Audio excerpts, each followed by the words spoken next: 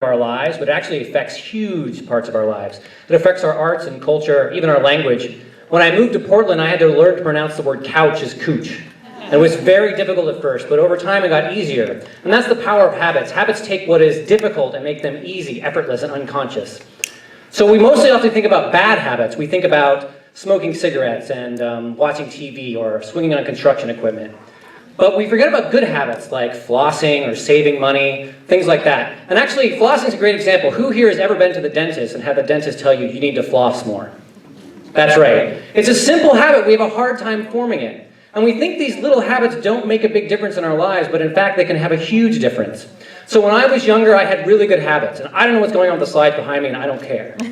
So when I was younger, I had really good habits. I was a high school wrestler. I was a great studier, but then when I went to college, I developed a lot of bad habits. I smoked cigarettes and pot, showed up late all the time, wasn't great for jobs.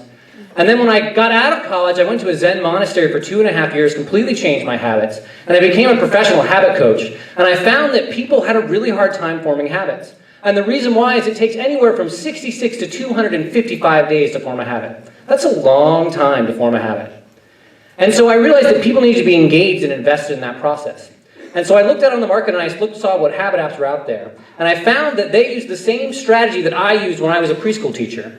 When I was a preschool teacher, I'd put stars on a calendar to encourage my students to do their homework. And if they got all their 5 stars, then they'd get a prize at the end of the week. And that's what the habit apps do. They treat you like a kindergartner. But that doesn't work. To develop a habit, you need more types of motivation than stars on a calendar. You need engagement, you need investment, and you need social motivation. So what I started doing is I developed games. Games that help people develop habits. Work together. So one of the game prototypes probably came up at one point. I may have missed it, I'm not sure.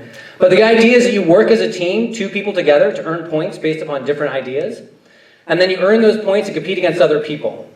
And what I found was those games are very effective at helping my clients form habits. Extremely effective, more effective than everything else that was out there. And the reason why is that it involved all these aspects. It involved social motivation, it involved engagement, it involved interaction. And that's why the games work so effectively. So this is my blog and my website, as well as my Twitter handle. So if you want to know more about habits, you can find it out there. But the last thing I kind of want to leave you with is this idea of what it takes to form habits and why habits make such a big difference. If you had more time in your day by having better sleeping habits and better working habits, you could help more people. If you had better habits of saving money, you could donate more money to charity. If you had better habits of health, you could live longer. So even though these little things that we call habits seem like they don't make a big difference in our lives, they can have a huge impact. Which is why when it comes time to turn your knobs, I want you to turn them up to 100. If it goes even higher, you saw that 1100 slide, if it goes up to 1100, turn it up all that way. That would be awesome. And the reason why is that I want to take these little habit games to have on a basic prototype, on an Excel spreadsheet, and offer them as a free web app for anyone to use to change their lives using these simple powers of habits. And I know that I can do it, and I know with your help we can do it together. So what would your life be like if you could change your habits? I hope we can find out. Thank you. So good. Habit Day. Really well done. We've been practicing that habitually. Questions? Yes, miss. What kind of games? Yeah, we didn't see anything What about kind of habits. games? Yeah. So it's hard to demonstrate the game because they're on an Excel spreadsheet. So one game is a game called Habit Horse. It's like the game Basketball Horse. You and a partner compete against each other for 30 days. Every day you miss your habit, you get a letter. If you spell the word habits by the end of the month, you suffer a consequence. You choose yourself. So it might be no salt and straw for a month. But if you win, you get something positive that you agree upon ahead of time. So it could be $50. I won $50 from my dad last month playing this game. Awesome game. Another question, how do you know that people are not cheating? How do you know that people are not cheating? Well, that is a universal moral problem that I don't think I can solve.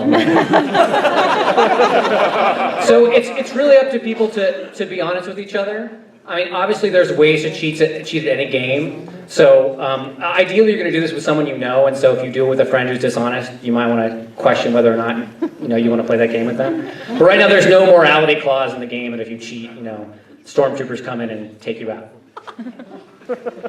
Yes, question. Yes, sir, over there. So once you get the money, you say you get the money and you build your apps and you give them away for free, how do you survive and monetize? That's a great question. So 3 kind of models. One is I want community support, so donation because it's a free model. 2 is that we're going to offer a betting platform. So you can say, I'm going to bet you $50 and I'm going to do my habit, and we get a little piece of that. And then I'm actually a content creator, I write a blog, and so the third way would be actually sell them content to help them develop better habits.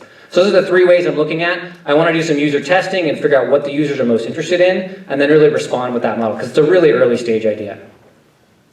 Time for one more question.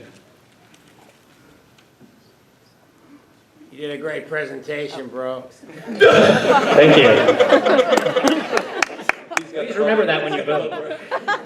Yes, sir. Have you seen Habit RPG, and what do you think of that? Yeah, Habit RPG is awesome. It's great. What I don't like about a Habit RPG is it doesn't have very much of a social component. You're pretty much doing it on your own. And the other thing is, a lot of people I talk to use Habit RPG. It's pretty like D&D, and so if you're into that whole like really geeky thing, it's great. So I love Habit RPG. I'd love to be the next Habit RPG. But what I'm offering is a little different because it's really a competitive model where you're working with another person to develop a habit, as opposed to building up a character. Toku, it's clear that you have one habit, excessive squats. You see the quads on this guy? My personal trainer's in the audience right here. Oh, I didn't know that. Nice work. All right. Habit base.